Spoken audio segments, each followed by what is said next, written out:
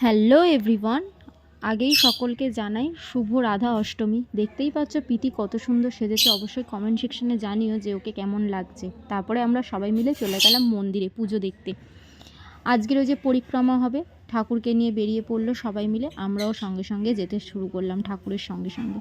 এখানে ঠাকুর দোল্লাতে এতটাই সুন্দর লাগছিল আর মুখখানা এতটাই মিষ্টি যে কী আর বলবো।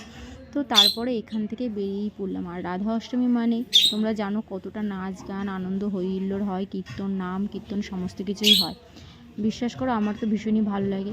তারপর এখান থেকে চলে গেলাম আরেক মন্দিরে। আরেক মন্দির থেকে আসার পথে রাস্তায় দেখলাম অনেক নাচ গান শুরু করে দিয়েছে সবাই।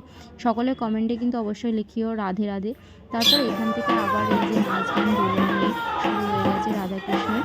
ভিডিওটা ভালো লাগলে অবশ্যই লাইক কমেন্ট শেয়ার সাবস্ক্রাইব করো। আর তারপরে আবার মন্দিরে এসে গৌরনীতাইকেও দেখিয়ে দিলাম। আর এই হচ্ছে রাধাকৃষ্ণ আবার।